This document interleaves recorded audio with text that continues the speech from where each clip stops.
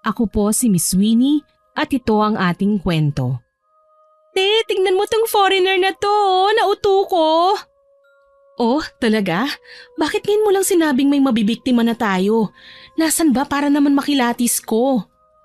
Ipinakita ni Kelly sa nakatatanda niyang kapatid na babae ang larawan sa cellphone na biniktima niya, na lalaking may pagkabanyagang itim. Hindi naman makapaniwalang napatingin si Ate Kala sa nakababata niyang kapatid nang makajackpot siya sa isang foreigner na mayaman. Talaga? Lalandiin mo yan? Opo ate, gagayumahin ko pa nga po eh. Bahagyang hinampas ni Ate Kala sa braso ang mapagbirong kapatid. Loka ka Kelly, gagayumahin mo pa, hindi na kailangan yan, maganda ka naman eh, maapil pa.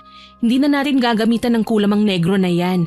Mahuhumaling naman sa'yo yon sis, maski hindi mo pa ipainom sa kanyang gayuman natin.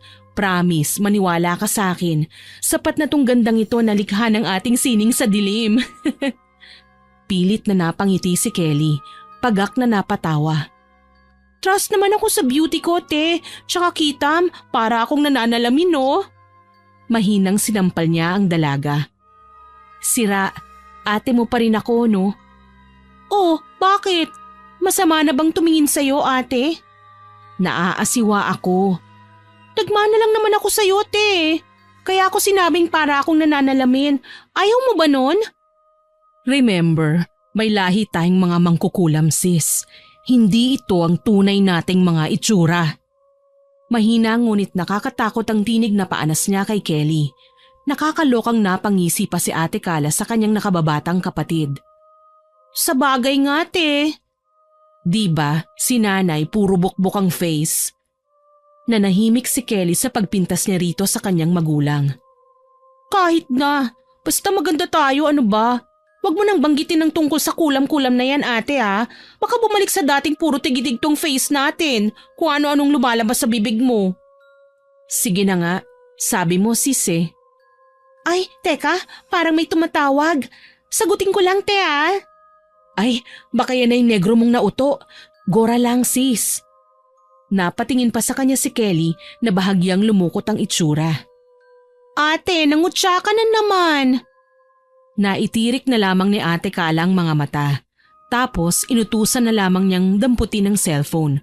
Pabuntong hiningang dinampot nga ni Kelly ang nanginginig na aparato sa ibabaw ng kama nilang magkapatid. Sinagot niya ang tawag kahit hindi pa niya tinitignan kung sino ang nakarehistrong pangalan doon. Hello? Good morning, Miss Beautiful. Nabusesan kaagad yon ni Kelly. Siya nga yun nakausap niya sa WhatsApp nung nakaraang linggo na binigyan niya ng pansin upang mapalapit ang loob sa kanya. Nabighani kasi agad ang dayuhan sa dalaga sa ibinalandrang larawan sa isang naturang dating app site. Oh, it's you, Blackjack! I don't greet you good morning, ha? Because here in the Philippines is evening, so I greet you good evening. English Carabao naman ang sinagot ni Kelly, kaya narinig niya ang mahinang paghagikgik ng nakatatandang kapatid. Oh, no problem, Miss Beautiful. There's nothing to worry about. I would like to inform you that I'm about to fly to the Philippines so we can finally see each other, my love. Parehong nanlaki naman ang pares ng mga mata ng dalaga sa narinig niya. Napatingin pa si Kelly sa Ate Kala niya at di rin makapaniwala sa narinig. Naka-sound speaker kasi ang Android phone niya, kung kaya naman narinig niya yon ng malakas. Oh really, BJ? I'm so really excited to see you, my love! Dumila si Ate Kala na halata namang pinaplastik ng kapatid ang taga-ibang lahing na humaling sa kanyang ganda. Of course, I chose you over my wife, Kenya. So please be excited for me, my love. Sabay na nagkangisian ang dalawang magkapatid na babae sa kanilang masamang binabalak. See you, my love, BJ, here in the Philippines. I would love to. Bye! Pinindot na ni Kelly ang end call. Tawa naman sila ng tawa ng Ate Kala niya matapos ang naturang tawag sa negrong banyaga. Walang kaalam-alam si Blackjack na lolokohin lang siya ng babae pagkarating sa Pilipinas. Peperahan o di kaya huhut-hutan para makapanggancho. Ganun ang gawain ng magkapatid na babaeng mangkukulam na sina Kelly at Kala. Gamit ang taglay nilang ganda na instrumento lamang ng kulam, nakapambibiktima sila ng mga kalalakihan na may asawa na o di kaya may nobya na upang manloko. Ginagawa yon ng magkapatid na Kala at Kelly dahil naloko rin ng kanilang ina noon ng isang gwapong lalaki buhat nang mamatay ang kanilang ama sa isang malagim na aksidente. Nasa murang edad pa lamang sila Kala at Kelly noon, 7 taong gulang. Umibig kasi ang ina nilang mangkukulam sa may itsurang lalaking yun bilang kapalit ng namayapa niyang asawa na akala ng kanyang ina ay mamahalin din siya pabalik. Ibinigay niya ang lahat ng pagmamahal, luho at maski ang sariling bahay. Ngunit sa huli, iniwan pa rin ng may itsurang lalaking yon ang kanilang ina. Dahil sa nangyari, nagpakamatay ang ina ng magkapatid. Natagpuan na lamang ng dalawa na nagbigti siya sa bodega nila. At nalaman nila na ang rason sa pagkamatay niya ay ang pag-ibig niya sa lalaking ibinigay ang buong pagmamahal niya. Ngunit niloko at iniwan din ang ina nila sa dulo. Maliban kasi sa bangkay ng nanay ng magkapatid na babae, natagpuan din nila ang isang liham tungkol doon. Humingi siya ng tawad sa mga anak dahil sa gagawing pagkitil ng buhay niya. Hindi na rin kasi niya kaya ang grabing sakit sa puso mula sa panloloko ng lalaking yun sa ginang, kaya sinukuan na lamang niya ang buhay kahit alam ng kanilang ina na maiiwan lamang sila. Upang maibsan ang sakit na dulot na ginawa sa kanilang ina ng lalaking yun, gumaganti sina Kala at Kelly sa mga lalaking may asawa o di kaya'y may iba ng karelasyon. Parang kambal na anay lang na sinisira ng magkapatid na babae ang relasyon ng iba, gamit na rin ang ipinamana sa kanilang kulam ng kanilang pumanaw na ina. Para magkaroon din ng dobleng benepisyo sa kanilang niloloko, humihingi rin sila ng salapi sa kanila. Nang hindi na nila kailangan ng lalaking pagtataksilan nila at nakakuha na ang magkapatid ng sapat na halaga sa kanya, basta-basta na lamang siyang iiwan sa ere. Pagkatapos ay magpapalit muli sila ng anyo upang makapambiktima ulit ng ibang kalalakihan. Ganon ang modus nila Kala at Kelly gamit ang pangungulam. Para sa magkapatid na babae, isang malaking katangahan na kinitil ng kanilang ina ang sarili niyang buhay dahil lamang sa isang lalaki. Kaya itinatak din sa isip ng magkapatid na hinding-hindi sila gagaya sa inutil na ina na nagpakatanga dahil lamang sa maling pag-ibig. Ang galing mo sis ha, mukhang successful ang pagpapanggap mo ha. Galak na pagbati ni Ate Kala kay Kelly. Ako pa bate? Para sa salapi, kayang-kaya natin silang linlangin. Baka nahuhulog ka na sa negrong yan ha. Sinasabi ko sa'yo Kelly, wag na wag mong tutularan ng ating ina. Paalala na may halong babala pa niya sa nakababatang kapatid. Ha? No way! Ayoko nga sa kanya te. Ayoko nga magkaanak ng itim no. Biglang nagbago ang damdamin ng dalagang mangkukulam. Sus, first time mo kayang mauuto.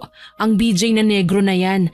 Diyan pa lang sa lalaking yan baka pumalpak na ang plano natin kapag nagkataon.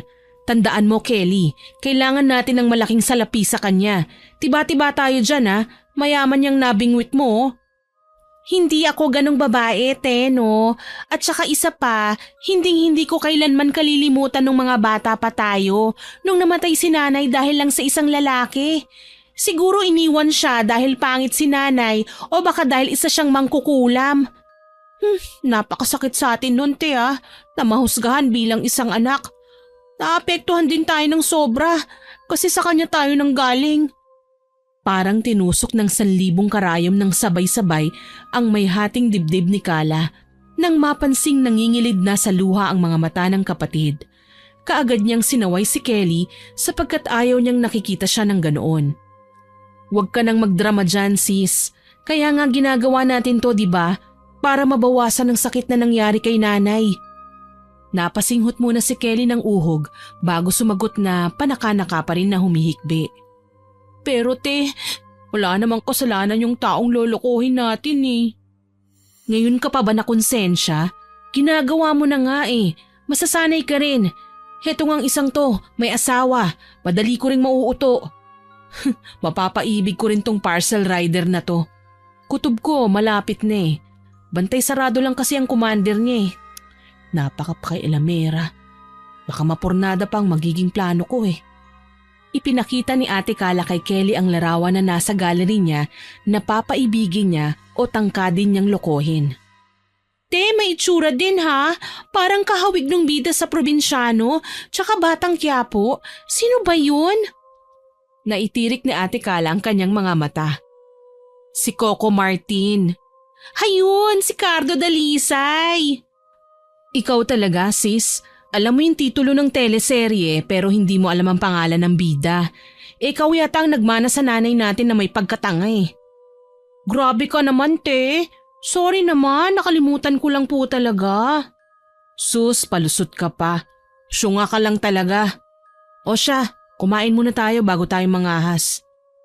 Sumalubong naman ang magkabilang kilay ni Kelly sa huling sinabi ng ate niya. Mangahas? Oo, magiging ahas. Aahasin naman natin sila, hindi ba? Kasi si BJ may asawa. Yung binibiktima ko din may asawa. Kaya aahasin natin sila. Ngayon naiintindihan ko nate. Para tayong ahas na nililingkis sila at pinupuluputan ng leeg nila para makuha natin ang ating gusto. Kumurba ng nakakaloko ang labi ni Ate Kala. Oo naman, at para makuha din nila ang gusto nila sa atin. Ibang nagagawa nating tukso sa mga kalalakihan. Tutuklawin natin sila na parang ahas, nang sa gayon mabiktima natin sila ng ating mga kamandag. Kahit hindi na sumagot si Kelly, pakiramdam niya na sang-ayon din sa kanya ang nakababatang kapatid. Pareho silang naggantihan ng may ibig na ipakahulugang tingin sa isa't isa. Yun na ang umpisa ng masama nilang binabalak sa mga aahasin nilang asawa at may nobya. Nang sumunod na linggo, nakipag-eyeball nga si Kelly kay Blackjack na nagmula pa sa bansang Amerika. Sa isang kilalang mall sa lungsod ng Pasay, nakipagkita ang dalaga sa nakilala niya online na banyaga.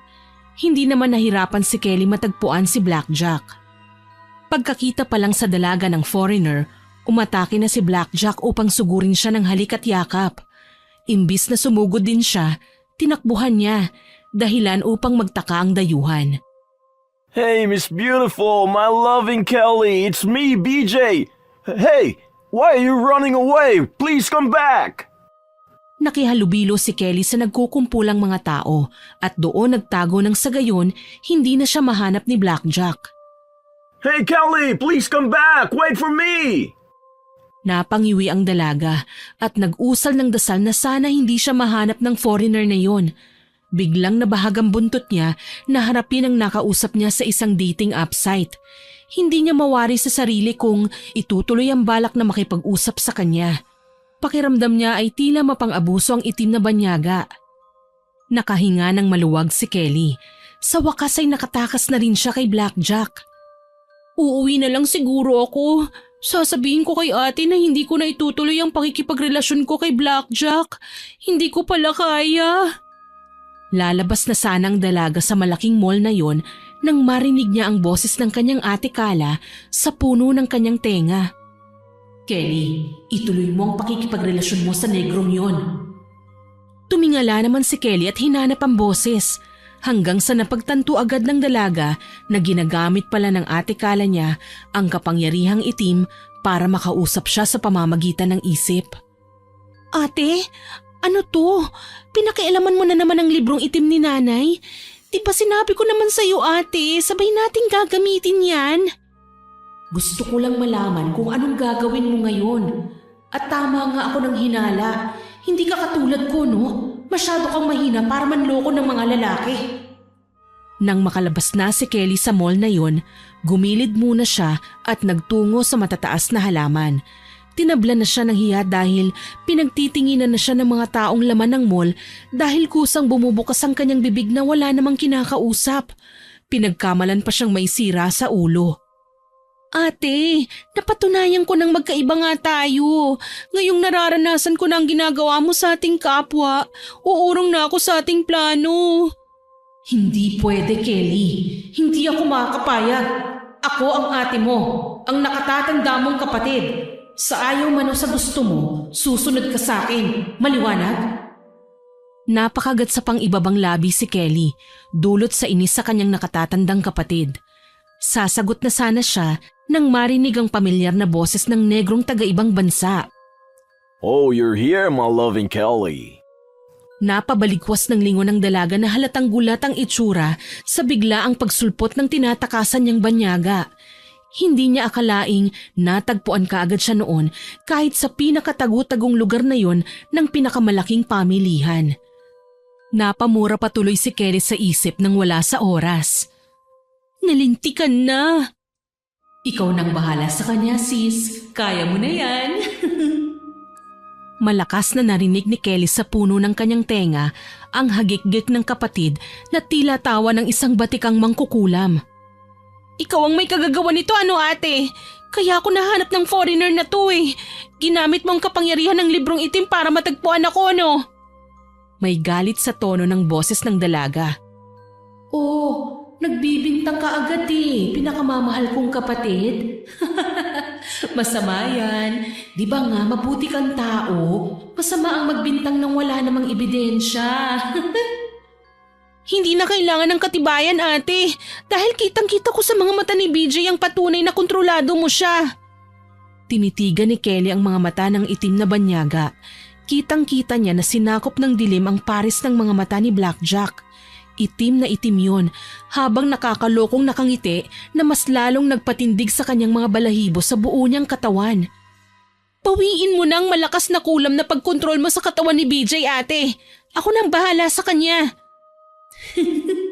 Paano ako makakasigurong lalandiin mo siya, Aber? Basta ate, ako nang bahala. Maawa ka sa kanya. Maawa ka rin sa sarili mo, te. Baka manumbalik ka sa dati mong itsura kapag ipinagpatuloy mong gamitin yung mataas na uri ng engkantasyon mo sa kanya. Giit ni Kelly sa kanyang nakatatandang kapatid. Sumunod ka na lang sa akin. Landiin mo ang negrong yan kung ayaw mo kong mapahamak. Napalitan naman ang pag-aalala sa boses ng dalaga. Ate naman, wag naman sanang gawin mo na lang. Sinapo niya ang dibdib matapos ang pag-uusap nilang magkapatid sa isip. Dumako ang paningin niya sa mga mata ng foreigner na si Blackjack. Dahan-dahan ay nabubura na yung dilim nito sa pares ng mga mata. Hanggang sa nanumbalik na siya sa katinuan na tinanggal na ng kanyang ate ang pagkontrol sa kanya. Oh, my beautiful lady. You're here. So, how I came up here? What happened? Pinaskil naman ni Kelly ang isang matamis na ngiti sa lalaking una niyang katagpo. Never mind of that, BJ. The important thing is I'm here now. I'm with you. We'll be together from now on. I'm the happiest man alive in this world because I met you, Kelly, my love. Tangkang hahalik na sana si Blackjack kay Kelly nang agad siyang umiwas sa kanya. Bahagyang napangiwi ang dalaga at masuka-suka sa pagnguso sa kanya ng dayuhang nakarelasyon lamang niya sa isang dating online site. Not now, BJ. Huh? But why, Kelly? I'm your boyfriend now. I divorced my spouse because I chose you. But why won't you let me kiss you? Napatigil si Kelly bago niya sinagot ang banyagang itim. I'm not ready yet, BJ. What? Bumakas ang gulat at galit sa itsura ng negro. Naramdaman naman yun ni Kelly kaya binawi niya ang sagot kay Blackjack. Oh, I'm sorry, BJ. Not that what I mean. I'm a virgin. Agad na napalitan ang reaksyon niya sa kanyang sinagot. So, you haven't experienced Yes! Pinutol niya ang susunod na sasabihin niya. Can you teach me in a bed? Malawak na napangiti si Blackjack. Of course! I'll go with you, but where? I know a nearby and well-known motel here. I will teach you how to play, Kelly, my love. Play our pure and passionate love. Wala nang nagawa si Kelly kundi sumama sa dayuhang itim na yon. Kinakabahan man pero kailangan niyang gawin yon upang hindi niya mabigo ang nakatatandang kapatid. Pagkarating sa motel, nag-arkila na ang dalawa ng kwarto. Sagot lahat ni Blackjack ang mga gastusin. Basta para sa foreigner na yon, matuloy lamang ang pinakaaasam nilang pagniniig na dalawa. Ikinandado na ni Blackjack ang kwartong yon kung saan sila lamang dalawa ng dalaga. Napalunok ng laway si Kelly nang mag-alis ng saplot ang naturang banyaga. Kitang-kita ng dalawang mata niya ang pangangatawan niyang may mga buhok sa dibdib hanggang tiyan. Mabalbo ng dayuhan, kaya mas lalo lang siyang nailang sa lalaki. Sabik na sabik pa ang negrong ilabas ang batuta niya, ngunit pinigilan niya kaagad yun. Wait! Hindi na naibaba ni Blackjack ang zipper niya sa pantalon. Huh? But Kelly, we already have discussed this. I know, but… But what? Isang mapusok at mapagkunwaring ngiti ang pinakita niya kay BJ. I will do that for you. Can I? Tuwang-tuwang napatango ang mahalay na negrong dayuhan. Yes, please, baby. Lumapit si Kelly kay Blackjack. Ipinaubaya naman ng banyaga sa kanya ang pagbaba ng zipper niya. Nang tuluyan na niyang ibinaba ang zipper, kasabay ng pagbaba ng pantalon ng naka-eyeball na dayuhan, ang pagdaklot din niya sa ari ng marahas na paraan. Dahil sa gulat ni Blackjack, napahiyaw ito ng sobrang lakas. Ouch, Kelly, no! Please, let go of my… Ah! Napahalakhak ang dalaga ngunit hindi pa rin ito binibitawan ng manoy ni Blackjack. Ganito ang mangyayari sa inyong hindi makontento. Mas mariin na pinigapan ni Kelly ang ari ng negro. Manghiyak-ngiyak na si Blackjack na nagpapalaho sa sobrang sakit.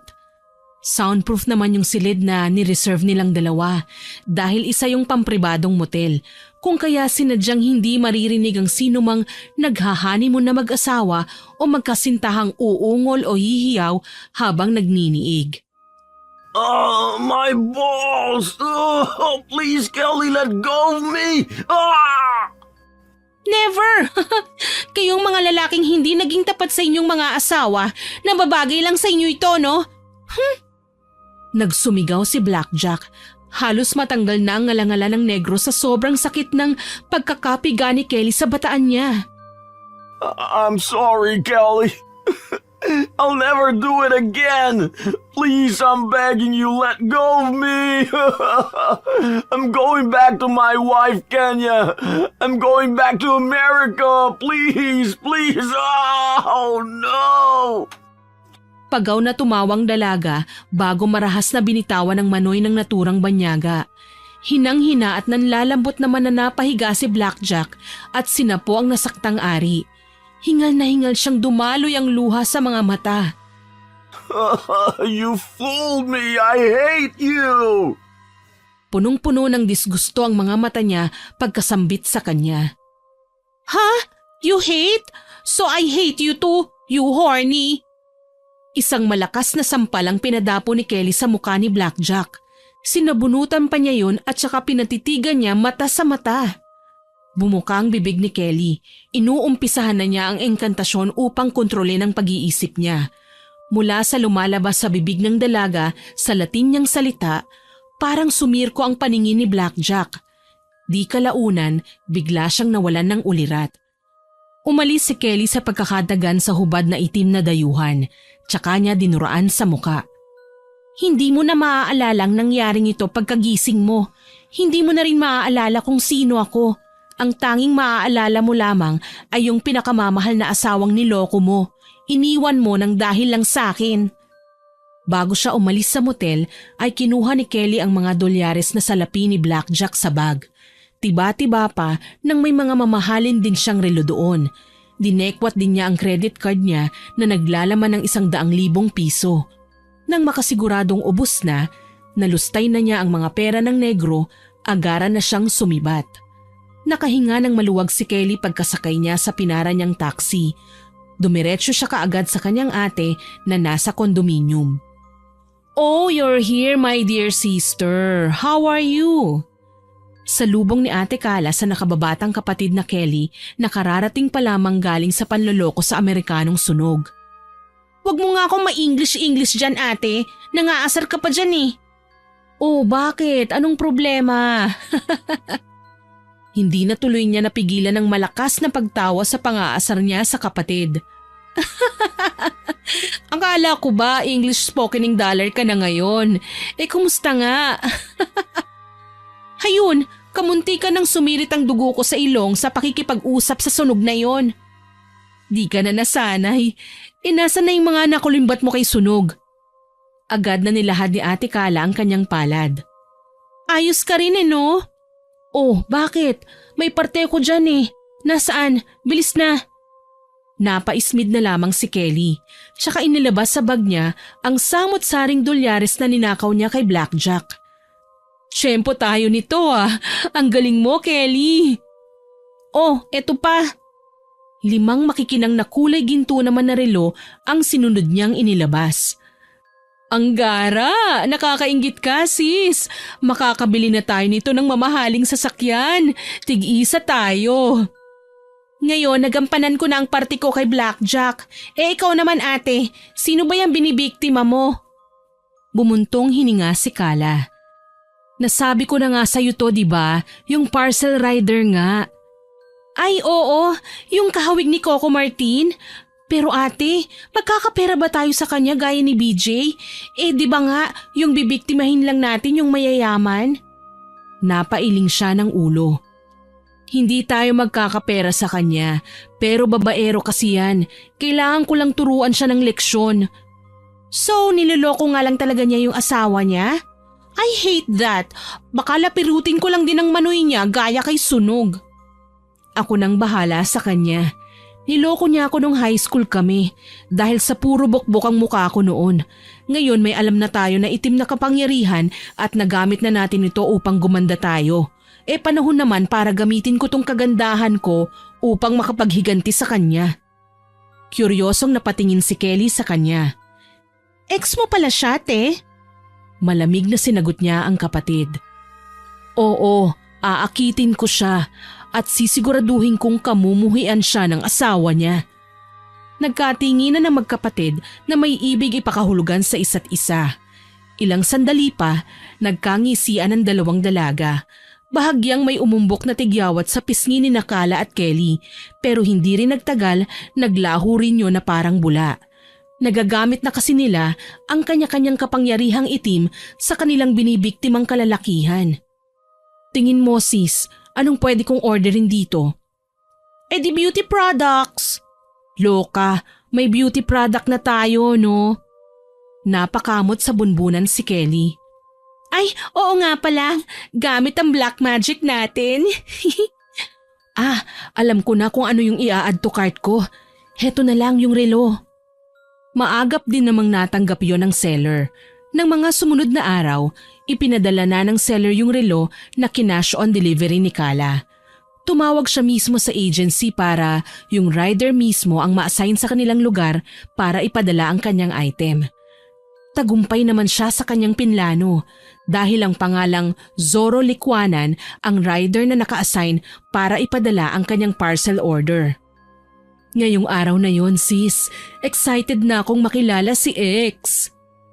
Good luck ate! Ilang beses mo nang ginagawa ang pangmomodus sa mga kalalakihan, kaya kaya mo na yung ex mo.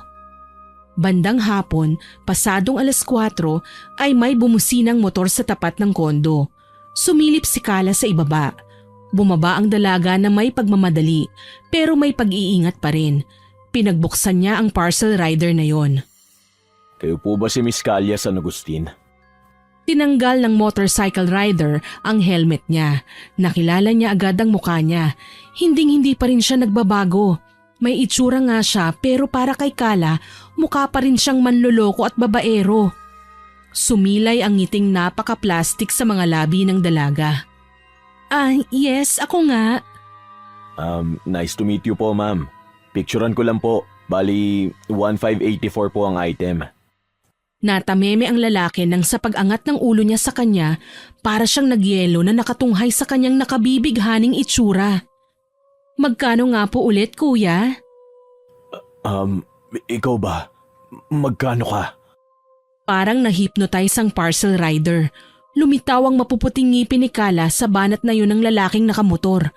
Mahina siyang napahagik-gik. Hindi mo na ako mabibili, kuya. Nabili mo na ako noon, natikman. Pero matapos mapagsawaan, tinapon mo na lang ako ng basta-basta. Wala na akong quality sa'yo dahil may asawa ka na. Napailing ang lalaki sa sinabing yun ni Kala.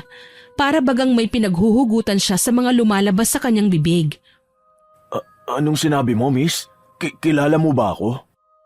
Hindi. Sabi ko kuya, babayaran ko na ang item. Magkano nga ulit? 1,584 pesos ba?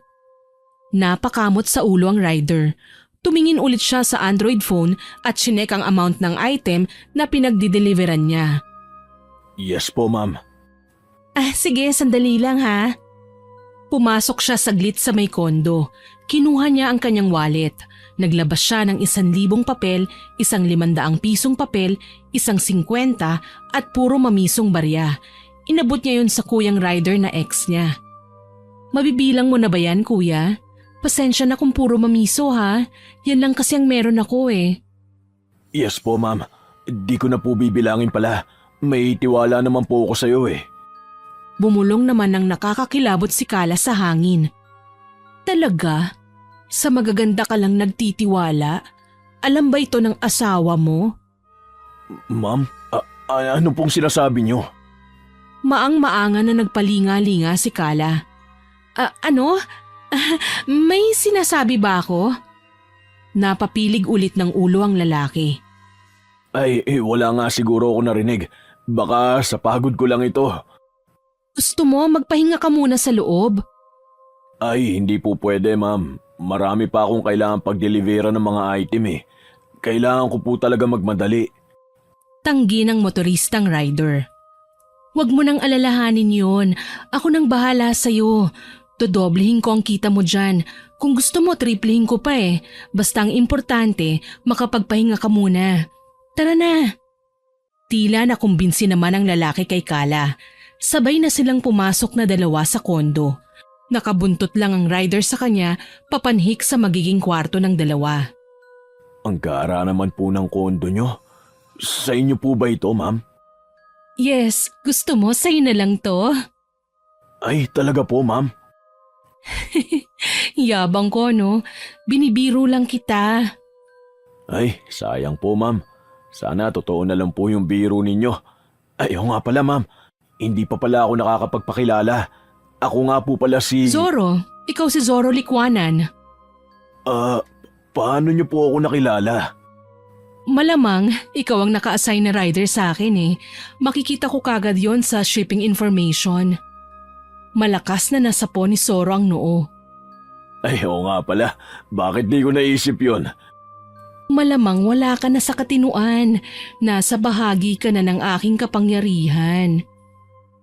Ano po yun, ma'am? May sinasabi po kayo? Wala. Ba't ang hilig niyong bumulong, ma'am? Wala nga akong sinasabi, Zoro. Ito naman, oh. Nandito na tayo. Dito ka na muna pansamantala sa aking silid. Pinapasok na ni Kala ang kanyang dating kasintahang may asawa ng si Zoro. Nakakaya naman po, ma'am. Alis na lang po ako. Baka hinahanap na rin po ako ng commander ko eh. Hindi yan, huwag kang mahiya. Mag-enjoy ka lang dito, mag-relax. Nood ka lang ng TV, Netflix kung gusto mo pa. Tapos kapag may gusto kang kainin, nasa ref lang ha. Punong-puno ang ref namin. Feel at home ka lang. Pinaupo ni Kala sa malambot na couch si Zoro. Kusang dinahandahan naman niyang tinanggal ang kanyang jacket. Hayan, para hindi ka mainitan.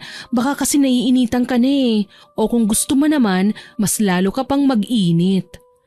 Napakagatlabi si Zoro nang dumako ang mga mata niya sa hiwa ng kanyang dibdib. Hindi ko nga ba alam itong nararamdaman ko eh. Para bang mas lalo akong nag-iinit? Tumingin si Kala sa leeg ng lalaki. Kapansin-pansin ang paggalaw ng Adam's apple niya. Napapalunok siya ng laway. Para bang may kumukulo sa katawan niya na hindi niya malaman. Gustong-gusto na ni Zoro mailabas ang pagkulong yun. Nag-iinit ako. Kailangan kong ilabas to. Otomatikong hinubad ng lalaki ang sando niya. Sapatos, medyas, pantalon at natitirang saplot. Kinagat ni Zoro ang pang-ibabang labi. Tila ba natakam siya sa nakahandang putahe sa harapan niya. Sa alindog ni Kala, tiyak mapapaakit niya ang kahit na sinong kalalakihan. Maghunos dili ka, Zoro. Akong bahala sa'yo. Sinunggaban ni Kala ng halik ang labi ni Zoro. Marubdob yun kung kaya hindi nanigas ang buong katawan ng lalaki. Hindi siya makapalag dahil pinuluputan na ng ahas ang lalaki. Naramdaman ng dalaga na tila may tumusok sa kanyang puwetan. Kaagad na napatingala si Kala sa pagkabigla. Pero di kalaunan, napaungol siya habang nakangiti. Dahil sa kasabikan, kinagat niya ang leeg ni Zoro. Naghumiyaw sa sakit ang lalaki pero hindi yun nakahadlang upang ipagpatuloy ang kanilang pagniniig. Habang nakasalang ang dalawa sa mainit nilang sagupaan, may isang tao palang panayang kuha ng litrato sa dalawa. Ayan, tama yan ate. Nice shot! Matapos ang kalahating oras ng pagniniig ni Nakala at Zoro, hingal na napaupo ang dalawa. Tinanong pa niya ang lalaki kung nag-enjoy siya. Sumagot naman siya ng pahiyaw. Di naman kalaunan, nakatulog si Zoro. Doon naman nakakuha ng pagkakataon ng dalaga na bulungan ng lalaki. Ginamitan niya ng engkantasyon upang makalimutan ang nangyari sa pagitan nilang dalawa. Nagawa mo ba yung pinapagawa ko sa'yo, sis? Tanong ni Kala kay Kelly habang sinusuot ang kanyang hinubad na spaghetti dress. Oo naman po ate, ang dami kong nakuhang litrato oh. Ang ganda pa ng shot nyo dyan oh. Yan ang ipadadala natin sa misis niya para magkasira ang dalawang mag-asawa. Ganun ba ate? Tumango-tango si Ate Kala. Oo, gusto kong makapaghiganti sa lalaking yan. Pero ate, anong gagawin natin sa kanya? Ang himbing-himbing ng tulog oh. Hahayaan ba natin siya na ganyan? Nahubot-hubad? Tinapunan niya ng masamang tingin si Zoro. Tulungan mo ko, dadalhin natin siya sa Tagong Eskinita. Ha? Ano ate? Dadalhin natin siya doon? Pababayaan natin? Oo. Pero ate, parang sumusobra na yata tayo. Bakit? Nakukonsensya ka na ba, Kelly? Matalim na tinignan niya sa mga mata si Kelly. Napayuko naman ang dalaga. Hindi niya kayang makipagsukatan ng tingin sa nakatatandang kapatid. Hindi naman po sa ganun, te. Sorry. Tulungan mo na lang ako. Walang imik na binuhat ng dalawa ang hubot-hubad na katawan ni Zoro. Mainam naman na madaling araw na yun kaya walang nakakapansin sa paglagay nila sa natutulog na katawan ng lalaki sa Tagong Eskinita. Matapos nun, bumalik na ulit sila sa kondominium na magkapatid upang maisakatuparan ang sunod nilang plano na pagpapadala ng malalaswang larawan sa asawa ni Zoro. Para namang hindi nagugustuhan ni Kelly ang ginagawa nilang mag-ate. Ate, sigurado naman pagkatapos nito titigil na tayo sa panloloko ng mga lalaki. Sabi ko na nga ba nakukonsensya ka na no? Tigilan na po natin to, te. Kelly, ginagawa natin ito para kay nanay. Pero sapat na po siguro yun para gumanti. Napakarami na po tayo ng... Malakas na hinampas ni Kala ang ibabaw ng lamesa. Nagsilaglaga ng mga boteng naglalaman ng iba't ibang kulay na likido na ginagamit nila sa panggagayuma at pangungulam. Napuno ang buong bahay na yun ng mga nabasag na bote. Napaawang ng bibig si Kelly. Kung ayaw mo, ako na lang mag-isa. Teka ate, kung titigil tayo, parang walang saysay ang kamatayan ni nanay. Kailangan magbayad ng mga lalaking yan na babaero, mga manloloko at hindi makontento. Parang punyal na tumama sa dibdib ni Kelly ang mga mata ng dalaga sa kanya. Napakasama ng tingin niya sa nakababatang kapatid. Tila ba kumukontra na siya sa kanya bilang ate. Ang ibig ko lang pong sabihin ate, sana naman po matapos na to. Hindi ko alam kung hanggang kailan pa ito Habang buhay na lang ba tayong maghihiganti sa mga kalalakihan? Hanggat may mga lalaking hindi nakukontento, kailanman hinding-hindi tayo titigil. Biglang sumama ang panahon ng mga sandaling yun. Dumilim, kumulog at kumidlat. Tila nakikisang-ayon ang kalangitan sa nararamdaman ni Kala. Sumunod ka na lang sa akin bilang ate mo, Kelly. Kung hindi, kamumuhian kita. Hindi lang yun, isusumpa pa kita. Naglakad palabas si Kala habang naiwang nakanganga pa rin si Kelly. Sumubsob na lamang ang dalaga sa lamesa at sinabunutan ng sariling buhok. Paano na to? Paano ko mapipigilan si ate sa ginagawa niya? Ayoko na tong ginagawa niya Tay, Nay, Patawarin mo po kami kung puro paghihiganti na lamang ang laman ng puso namin ni Ate Carla. Hindi na po namin alam ang aming ginagawa. Napaiyak si Kelly dahil litong-lito na siya sa sarili. Sumasakit na rin ang kanyang dibdib sa hindi niya malamang dahilan. Napatingin ang dalaga sa harap ng salamin. Hinaplos niya ang kanyang maamong muka. Hindi ikaw to. Nagtatago ka lang sa mukhang ito para hindi ka mahusgahan ng masama ng mga tao. Kelly, hindi ikaw to. Hindi. Patuloy na rumagasa ang luha sa kanyang mga mata. Kalat na yon sa kanyang muka. Ilang saglit pa, nabura ang kagandahan sa mga luha ni Kelly at napalitan yon sa dati niyang kaanyuan na puro tigyawat. Tinubuan yon ng sandamakmak na maliliit na pigsa na hindi kandalaga sa sarili. Lumayo siya sa salamin at nahintakutan. Hindi! Ayoko! Huwag mong ibalik sa dati ang mukha ko! Huwag! Nanlaki ang mga mata niya nang pakatitigan ng salamin at mapalitan ang bukbok niyang muka sa isang pamilyar na muka ng kaniyang Ate Carla. Tumawa na parang bruha si Ate Carla niya. Gusto mo ba na maging ganyan ang itsura mo? Gusto mo, ha? Wag, ate! Ayoko! Ayoko! Napabaligwas ng bangon si Kelly mula sa isang masamang panaginip. Bangungot lang pala. Hingal na napatingin siya sa katabi sa kanyang kapatid na malakas na humihilik. Akala ko, pumangit na naman ako eh. Hindi na ako makakapayag na bumalik sa pagiging pangit. Tutulungan ko na lang si ate sa pambibiktima niya sa mga lalaki. Dahil sa masamang panaginip na yon, hindi na kumontra pa si Kelly sa gusto ng nakatatandang kapatid. Sinunod na lamang ng dalaga ang kanyang ate kahit labag sa kalooban niya. Laking tuwa naman ni Ate Carla na itutuloy na niya ang balak na pambibiktima sa mga kalalakihan upang maging instrumento ng kalabagan sa ika-6 na utos ng Diyos, ang magsilbing anay sa relasyon ng iba. Mabuti at nagbago na yung isip mo, Kelly. Sabi ko na nga ba hinding-hindi mo ako matitiis. Siyempre, ate po kita Tsaka magkapatid po tayo. Wala pong iwanan para sa mabuti man o kahit sa masama. Di bale, aanihin din naman natin ito bandang huli. Baka nga tayo pa ang magsilbing bayani ng mga kababaihan dahil sa ginagawa nating ito Bayani ng mga linta at ahas kamo. May sinasabi ka? Wala ate. Nagmana lang naman ako sa'yo na mahilig din bumulong. Pilit nang initian niya ang nakatatandang kapatid. Bumubulong lang naman tayo para magsambit ng kung anumang orasyon. O siya, tulungan mo na lang ako ditong gumawa ng langis. Para saan po ba yan, te? Langis ito para sa mga lalaking lolokohin natin. Isang haplos mo lang nito sa kanyang likuran, tiyak na mag-iinit siya at hahanap-hanapin niya ang mga haplos ng kamay mo. Napatango ang dalaga. Eksperto na talaga ang kanyang ate sa paggawa ng ganong uri ng itim na salamangka.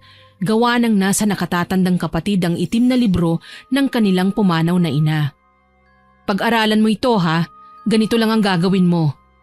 Tinuruan nga siya ng kanyang Ate Carla sa paggawa ng langis. Dahil madali din naman siyang natuto, ginamit niya rin yon sa ibang mga kalalakihan upang mahumaling sa kanya. Lumipas lamang ang 3 buwan, mahigit na 5 lalaki na ang kanyang nabiktima sa kanyang alindog at magandang pagmumuka. Bonus na lamang na may langis siya upang makasiping ang kanyang mga nabibingwit na lalaki upang sirain ito sa mata ng mga nakarelasyon niya. Ate, guess what? Limpak-limpak na naman ang salapi natin today. Bit-bit ni Kelly ang isang attache case na naglalaman ng libu-libong salapi. Binuksan yon ng kanyang Ate Carla. Nagniningning ang kanyang mga mata na tumambad nga sa kanyang mga dolyares na salapi. Mukhang mas marami pa to kaysa sa nauna mong negrong dayuhan na nabiktima. Nilanghap pa ng dalaga ang mga perang papel. Of course, te. Leader ba naman ng mga sindikato ang nabiktima ko, no? Nadoble ang mga pares ng mga mata ni Carla. Bigla itong binundol ng kaba. Talaga? Baka naman... Don't worry, te. Nilasing ko naman siya ng mga halik ko ginamit mo yung kulay berdeng langis? Nagtaas baba ang ulo ng dalaga. Magaling. Ikaw naman ate, kumusta? Heto, naghahanap ako ng posibleng lalaki na pwede kong ahasin. Kaso wala akong makita sa social media sis eh. Tulungan kita ate. Hindi, kaya ko na to. Mabuti pa, lumabas ka na lang muna ng kondo. Tiyakin mo na ibahin mo ang itsura mo ngayon ha. Baka umaaligid yung mga bantay ng sindikatong naloko mo. Ikaw talaga. Sorry naman te, magandang isda yung nahuli. Isang malaking isda. Lumabas na si Kelly para maglakad-lakad at lumanghap ng sariwang hangin. Sobrang stress ang dinaranas niya dahil sa pressure na rin ng kanyang ate na humanap ng aahasing lalaki. Hindi ko na alam kung papatawarin pa ako ng Diyos sa mga ginagawa ko. Pero para kay ate, sasamahan ko siya hanggang dulo. Bayaan na kung sa impyerno ko pupulutin. Basta kasama si ate. Nasa kalagitnaan ng kanyang pagmumuni-muni, may narinig siyang sit-sit sa kanyang likuran. Tila ba inagaw ang kanyang atensyon ng kung sino mang taong yun. Bumalikwas siya ng lingon, subalit wala siyang nakitang kahit ano. Sino ba yan? Hindi ako nakikipagbiruan sa'yo ah. Lumabas ka na. Kung ayaw mong kulamin, ipadampot kita sa pulis. Labas na! Dahil sa pagbabanta niyang yun, takot at nakataas ang dalawang kamay na lumabas ang isang matipunong lalaki na may gwapong itsura sa tagong iskinita. Heto na po Binibini. Susuko na po. Sorry kung naagaw ko ang pansin mo. Tumawa-tawang lumapit sa kanya ang lalaki, kasabay naman ang kanyang pag-urong. Huwag kang lalapit! Sinasabi ko sa'yo, tatawag ako ng pulis! Pulis! Pulis! Teka. Hindi ako masamang tao. Wala naman ako masamang intensyon sa'yo. Bakit mo nga ako sinusundan? Stalker ba kita ha? Paano kung sabihin ko sa'yong oo? Di kakasuhan kita. Napakamot naman sa nangangating bunbunan ng lalaki. Kasalanan na bang magka-interes sa isang pinakamagandang babaeng nakita ko sa tanang buhay ko? At ipapakulong mo ko dahil dun? Nagtaas baba ng salit-salita ng kaliwat kanang kilay niya. Huminga siya ng maluwag. Ibinaba naman ng lalaki ang dalawa niyang kamay. By the way, my name is Puraw. And you, what's your name? Naglahad ng kamay ang nagpakilalang si Puraw. Tinignan siya ni Kelly mula ulo hanggang paa. Sa pakiwari ng dalaga ay batak na batak siya sa gym. Pumuputok ang suot niyang magkabilang manggas dahil sa mabukol niyang braso. Kahawig din ni Puraw si Paulo Avellino at tamang-tama na secret crush din ng dalaga ang naturang artistang yun. Malugod na kinamayan din ni Kelly si Puraw. My name is Kelly. Pilit ang pagkakangiti niya sa lalaki. Hindi niya alam kung bakit tila binundol ng kaba ang dalaga, pero may halong kilig sa buong sistema nang tinanggap niya ang kamay ni Puraw. Unang beses niya kasing makaramdam ng kakaiba na hindi niya malaman sa mahigit 5 lalaki na rin na kanyang niloko. Nang kumalas sa pagkakamay ang dalawa, bahagyang nalukot ang itsura ni Kelly dahil sa dismaya. Malambot kasi ang palad niya, tipong ayaw na niyang bitiwan. By the way, Kelly, are you single? Direktang tanong niya sa kanya. Hindi naman makapaniwala si Kelly sa biglaang pagtatanong ng bago pa lang niyang kakilalang lalaki. Napailingan dalaga. Fresh pa ako, no? Oh, you're fresh. Nice to hear that. How about you? You're fresh. Are you single? Mabilis na napapilig ng ulo ang binata. Oh, you're taken? No, I'm single. But why you're shaking head? You fool? No, Kelly. Kasi naman, English tayo ng English eh. Nano-nosebleed na ako. Tumawa ng malakas si Kelly. Hindi yun pilit. Natural yun. Hindi niya alam kung bakit. Pero sa tuwing tumatawa siya, nahahawa siya sa pagtawang yun. Hindi niya tuloy matukoy kung nagsasabi siya ng totoo na wala pa siyang jowa o asawa. Baka naman nagsisinungaling lang para makapambabae na gaya niya. Kinakabahan tuloy siya sa puntong yun. Just kidding. Pero saan ka ba nakatira ngayon? Saka magagabi na, bakit nandito ka pa rin sa labas? Napakadelikado. Napakaraming masasamang loob na naglipa na dito. Ayos lang naman ako, Puraw. Huwag mo akong alalahanin. Nagpapahangin lang ako. Gusto ko lang magpatanggal ng stress. Alam mo na. Bakit? Ano bang problema mo ngayon? Pwede mo namang i-share sa akin eh. Mapagkakatiwalaan ba kita? Ngayon pa nga lang tayo nagkakilala. Sa mukha kong ito na may pagka-artistahin, hindi ka naniniwala? Sumalubong ang kilay ni Kelly na binalingan niya si Puraw. Mapanukso ang pagkakangiti niya kaya agad na natanggal ang lukot niya sa muka. Bumuntong hininga ang dalaga bago niya ikinuwento ang lahat.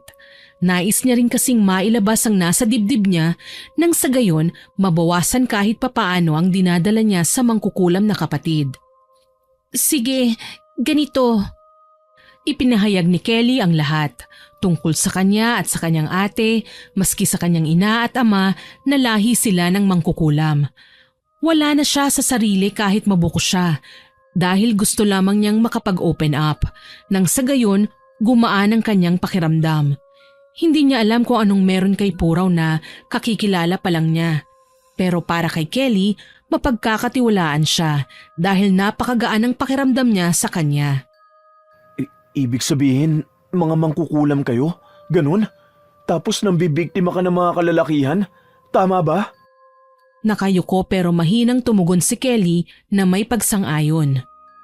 Tapos kaya ninyo ginagawa itong magkapatid dahil gusto nyo maghigante para sa nanay nyo? Oo, pero Puraw, ayoko na. Hindi na ako makikinig sa ate ko. Huli na yung leader ng sindikatong inakit ko. Hindi ko na kaya.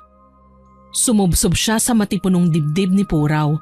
Hindi yun inaasahan ng binata pero nagpaubaya na lamang siya upang ilabas ang sama ng loob niya sa nakatatandang kapatid.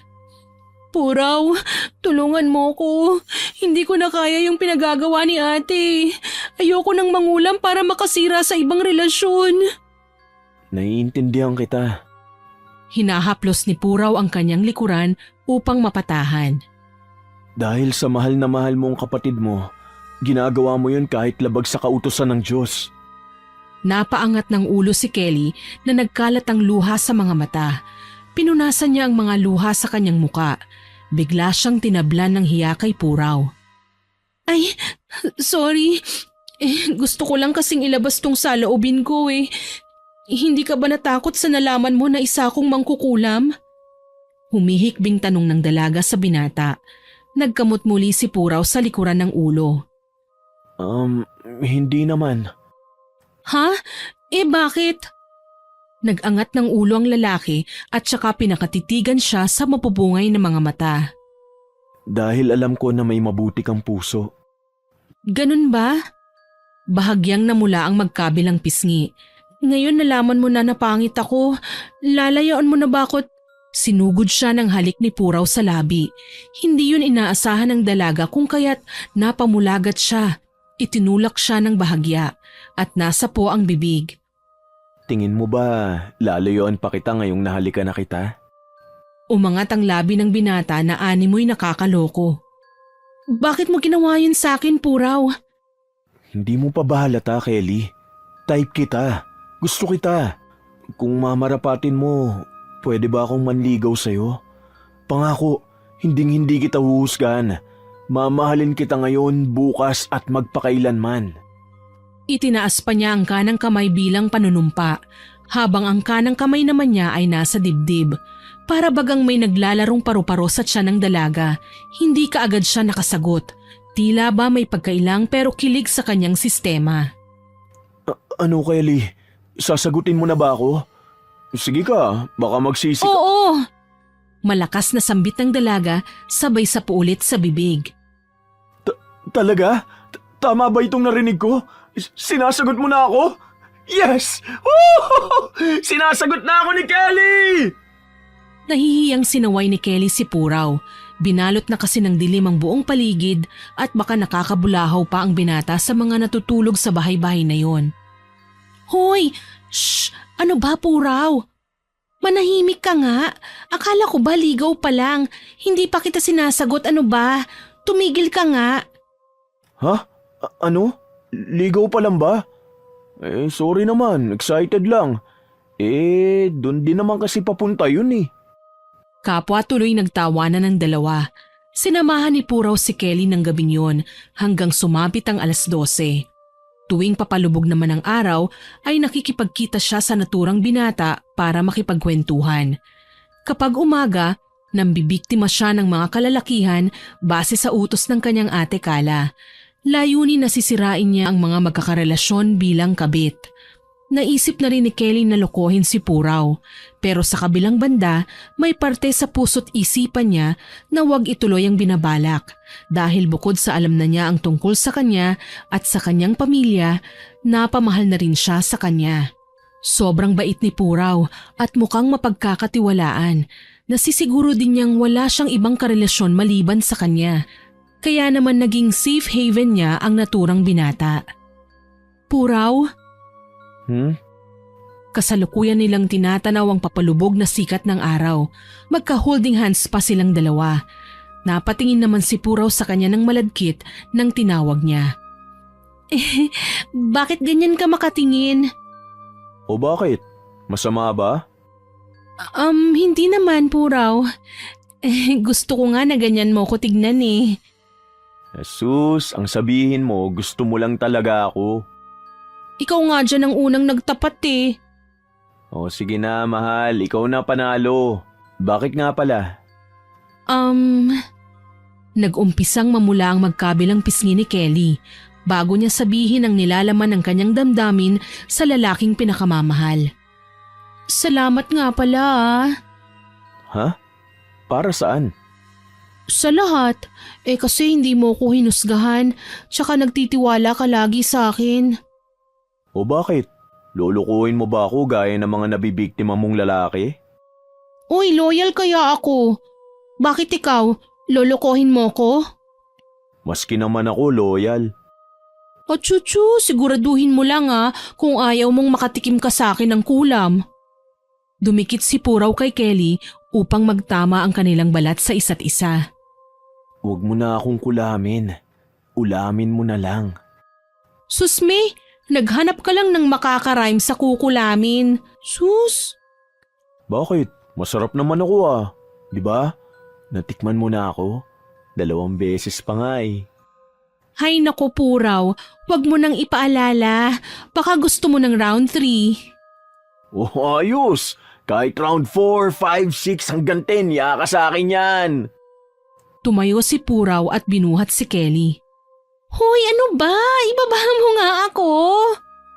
Hindi, maghahani muna tayo. Hala, agad-agad? Hindi pa nga tayo kasalano, umayos ka nga. Gusto ko na kasing magkaroon ng prinsipe at prinsesa nating dalawa. Ano ba? Ibaba mo muna ako. May kiliti ako sa tagiliran eh. Sinunod naman ni Puraw ang dalaga. Pinagpag niya ang puwetan niya na may mga nalagas na damo dito at saka hinarap ang nobyo. Kailan mo ba ako mabibigyan ng prinsipe at prinsesa? Nasasabik na talaga ako, love eh. Tsaka na, ipapakilala muna kita kay ate bago mangyari yan. Ha? Bakit mo pa ako ipapakilala? Di ba bawal kang magkanobyo na gaya ko? Hindi pwede yun. Magagalit lang sa akin ang ate mo. Kinamumuhian nga niya ang tulad kong lalaki. Kasi di ba yung nangyari sa nanay niyo? Napatigil si Kelly. Hindi ka naman manloloko, di ba? Tsaka mahal mo din ako, kaya wag ka nang matakot dyan. Gusto ko rin kasing makilala mo ang natitira ko na lang pamilya sa buhay. Pwede ba? Malalim na napaisip naman ang binata. Di kalaunan, napatango siya. Sige, payag na ako. Bukas na bukas din, ipapakilala kita kay Ate Kala. Mahigpit na niyakap niya ang karelasyon. Gumanti rin ang pagkakayakap si Puraw, ngunit may pag-aalangan. Umuwing napakasaya tuloy noon ni Kelly sa kondominium nilang mag-ate. Kakausapin niya rin sana ang nakatatandang kapatid tungkol sa kanyang naging karelasyon, subalit maagang natulog ang kanyang Ate Kala. Simula nang maging nobyo ni Kelly si Puraw, hindi pa alam ng Ate Kala niya ang tungkol sa kanilang dalawa. Wala kasi siyang tsansa na maikwento itong lihim na pag-iibigan ng binata dahil naging abala din ng dalaga sa pagbibilang ng mga salapi. Dagdag pa sa pangamba niya na baka kapag umamin siya tungkol sa kanilang dalawa ni Puraw, igigiit ng ate Kala niya na lokohin ng binata. Bagay na ayaw niyang gawin sa kanya dahil nahulog at napamahal na rin siya kay Puraw. Sa huli, nagdesisyon na lang tuloy si Kelly na matulog.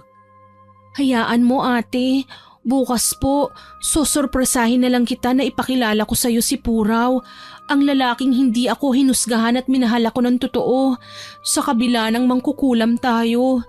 Di balet iba siya sa mga lalaking nakilala ko na sa huli niloko ko. Humalik siya sa noo ng kapatid. Niyakap niya at tumigil din naman sa kahihilik si Kala. Pasado 9:00 na ng umaga nang nagising si Kelly. Napasarap din kasi masyado ang tulog niya. Naalimpungatan siyang bumangon sa higaan at namalayang wala na sa tabi niya ang kanyang ate Kala. Hala, nasa na si ate? Kinusot-kusot pa niya ang mga mata niya. Tumingin siya sa bintana. Sobrang liwanag na pala ng mga sandaling yun.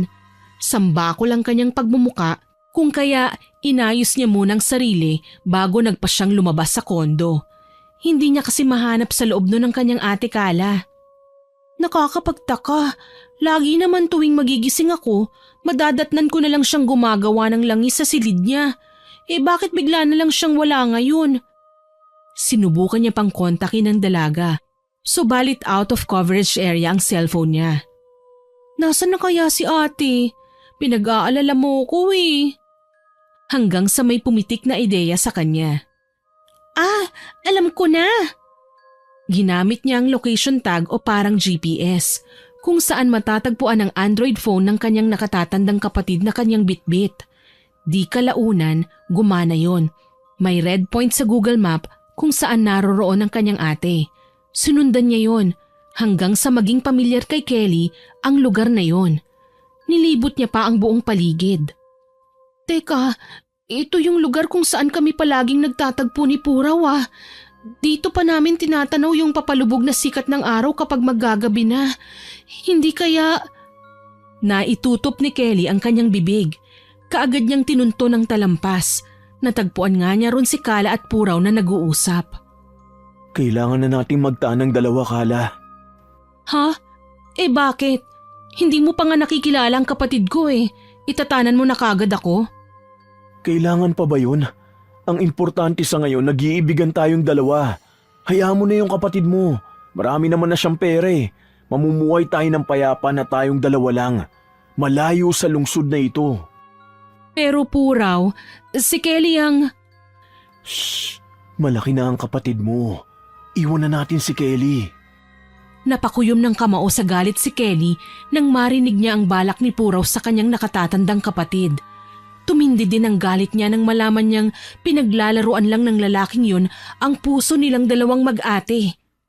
Hindi ko kayang iwan ang kapatid ko. Kaya mo, kung ako ang pipiliin mo.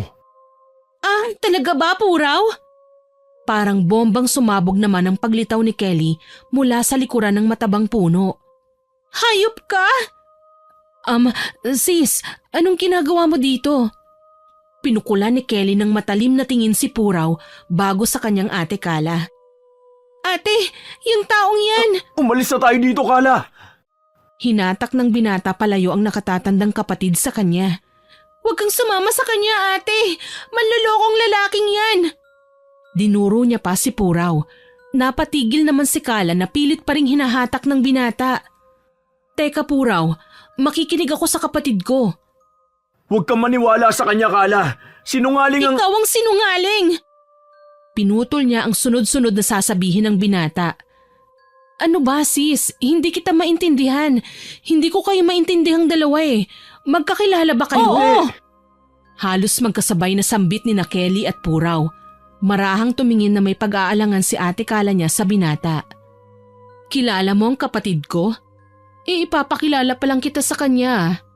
Oo ate, at ipapakilala rin sana kita sa kanya. Tila biglang nawala naman ng kulay noon si Puraw na hindi alam kung ano ang gagawin. Ano bang ibig sabihin nito? Oo ate, tama nga ang iniisip mo. Yung lalaking yan, pinagsabay tayong dalawa. Hindi na napigilan ng kanyang nakatatandang kapatid na sampalin si Puraw. Hayop ka? Manloloko! Pumaling pakaliwa ang muka ni Puraw. Bumakat ang palad ni Kala sa kanang pisngi niya. Kaagad yung namula. Saglit, magpapaliwanag ako. Isang malutong din ang pinalasap ni Kelly sa binata. Pumaling naman pakana ng muka niya at bumakat ang palad ng dalaga sa kaliwa niyang pisngi. Hayan, pinantay ko na! Parang tuod sa kinatatayuan doon si Puraw. Nasa harapan ng binata ang dalawang ahas na pinaglaruan niya ang mga puso upang lokohin din silang dalawa. May balak pa nga siyang pag-awayin ng dalawang ahas na sumira sa ibang magkarelasyon. Subalit nabigo siya dahil maaga siyang nabuking. Pinagkatiwalaan kita, Puraw, pero anong ginawa mo? Ginago mo kaming dalawa ng ate ko. Hinding-hindi kita mapapatawad. Mas lalo na ako. Papatayin ka namin!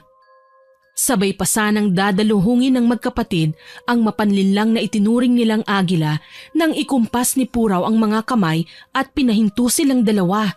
Sa hindi malamang dahilan, biglang nanigas si Kala at Kelly sa kinatatayuan. Hindi man lang sila makagalaw. Para silang naistatwa, lalo na nang pakatitigan sila sa kanilang mga mata. Pulang-pula ang pares na mga mata ni Puraw na animoy kontrolado ang buo nilang sistema. Anong ginawa mo sa amin? Hindi maaari. Isa ka ring mangkukulam. Humalakhak ng nakakakilabot si Puraw. Mabuti at napagtanto nyo ring magkapatid. Mga tanga!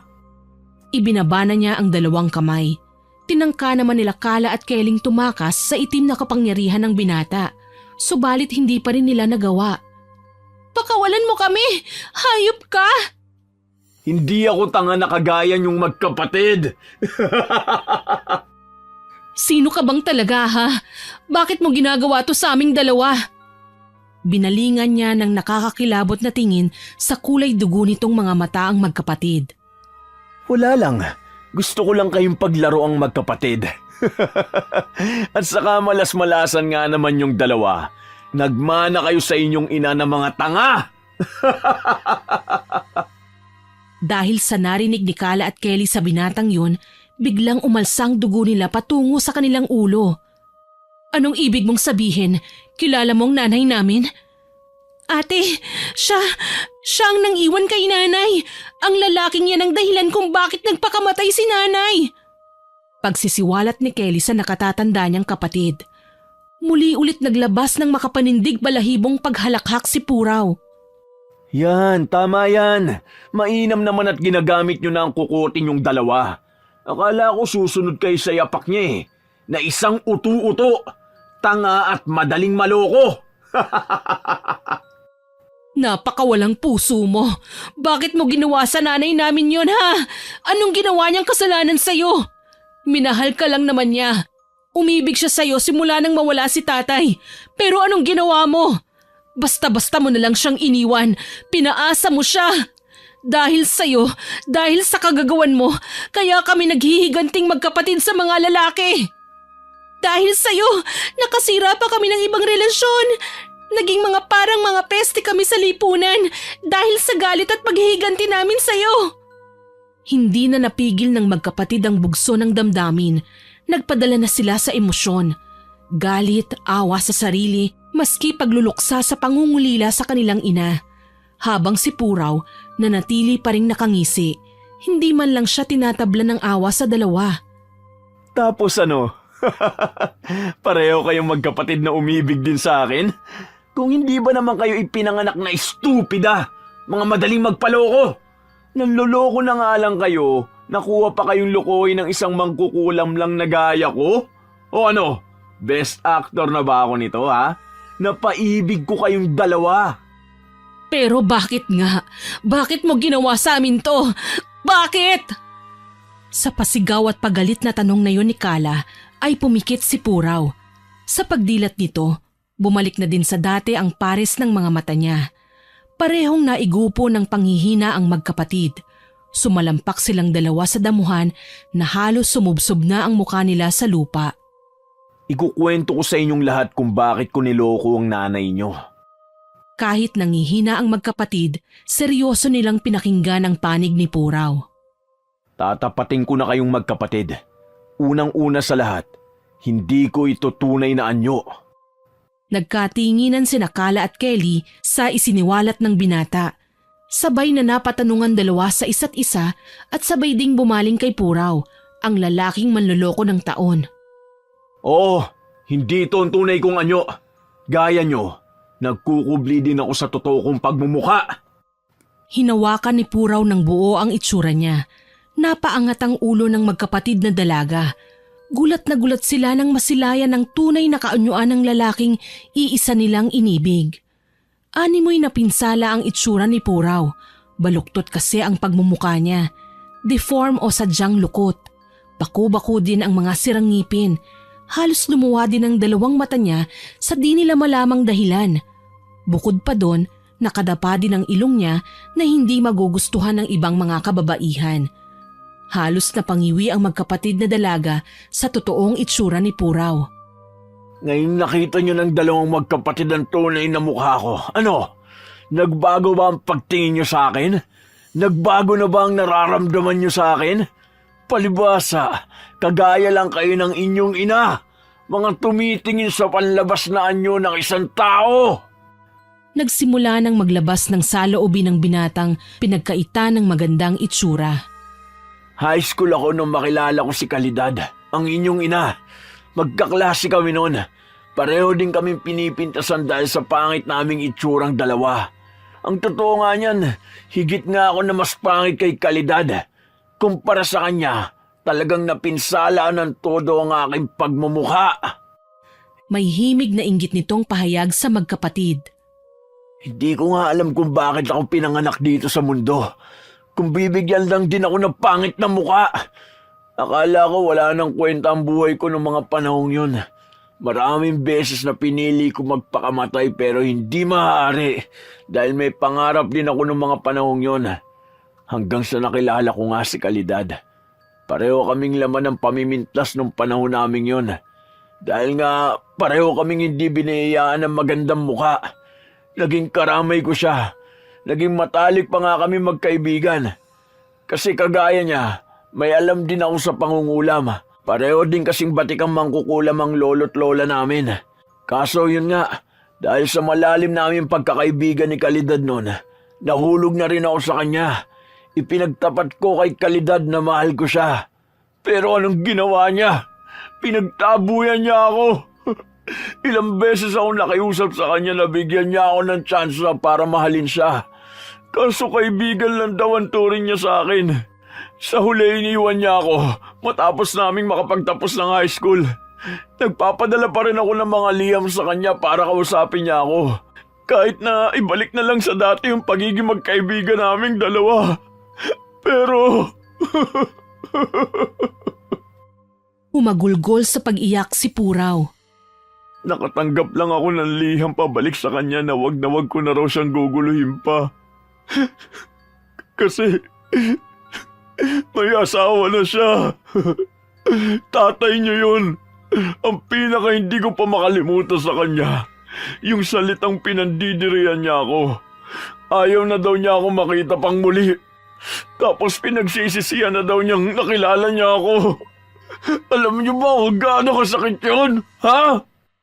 Malakas na sininghala ng binata ang magkapatid na ikinaangat ng magkabila nilang balikat. Pinunasan ni Puraw ang nagkalat na luha sa mukha niya tapos sinipat ng masamang tingin sina Kelly at Kala na natameme sa ipinahayag niya. Kaya yun, nang malaman kong patay na ang ama niyo, nagpanggap akong ganito ang itsura ko. Ikinumpas niya ang kanang kamay sa kabuuan ng mukha niya at bumalik sa dating anyo na kahawig ng artistang si Paolo Avellino. Ginamit ko ng pagkakataon upang mapaibig si Kalidad sa peke kong itsura na likalang ng aking itim na mahika. At ayun, nagtagumpay ako. Hetong inanyong tumitingin sa panlabas lang na anyo, nahulog sa akin. O diba? Napakagaling. Nang iwan ko, nagpakamatay. Kundi ba naman aanga-anga si Kalidad eh. Matapos magkwento ni Puraw sa nakaraan niya ng kanilang ina, maririnig ang paghinga ng magkapatid sa isa't isa. Ramdam nila ang magkahalong tensyon.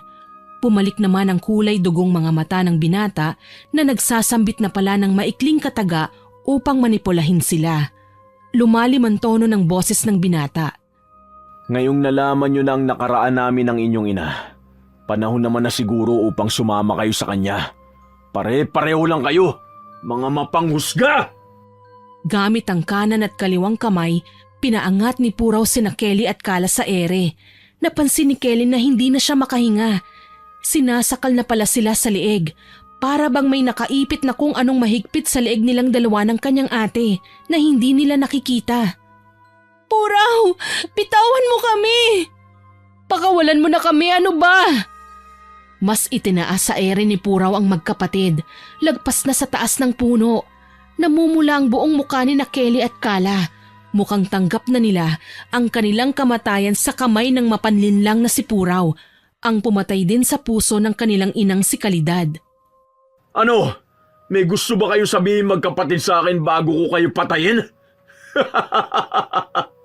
Pabor naman sa inyo, di ba? Dahil miss na miss nyo na rin ang inyong inang pangit na nga ang mukha. Pangit pa ang ugali!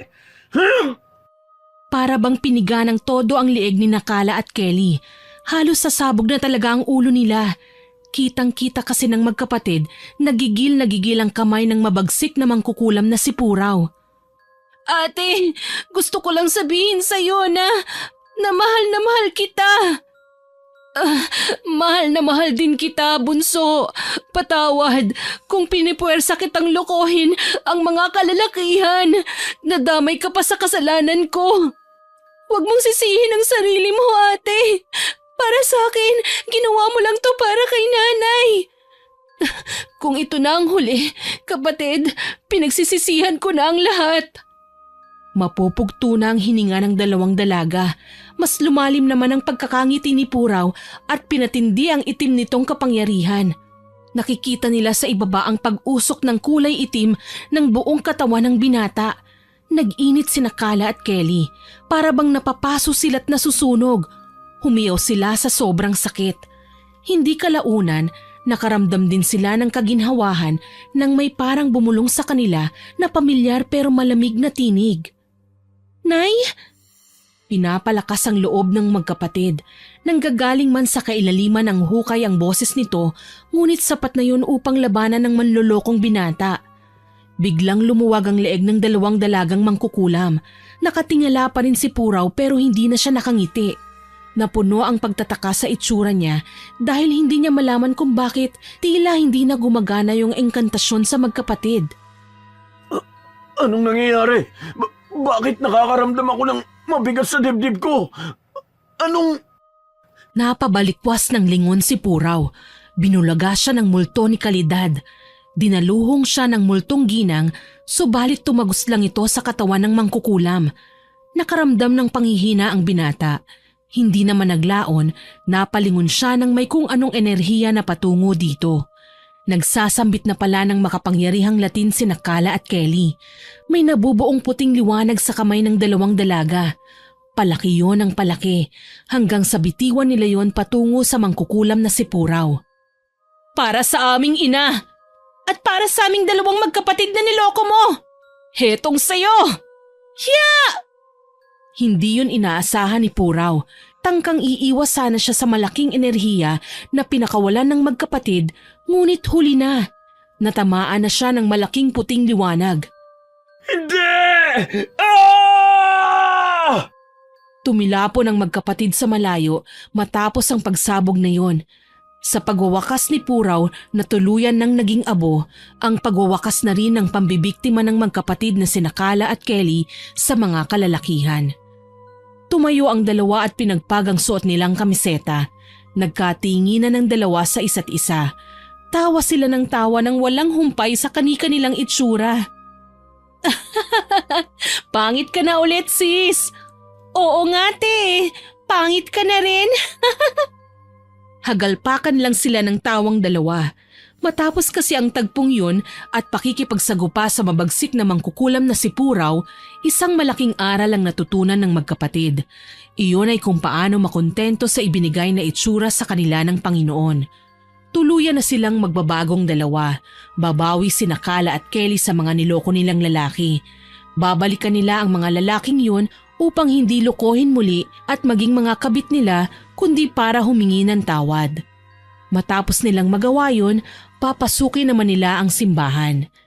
Magkukumpisa lang magkapatid sa pari at ipagtatapat na nilabag nila ang isa sa utos ng Diyos. Ang dalawang ahas dati ay mababalatan na upang magbago, hindi upang maging ahas ulit, kundi mga kalapati na handang magbahagi ng kapayapaan sa lahat. 2 taon na ang nakalilipas, ang magkapatid na sina Kala at Kelly ay tuluyan nang naging madre. Naway nagustuhan nyo at kinapulutan ng aral ang aking ibinahaging kwento.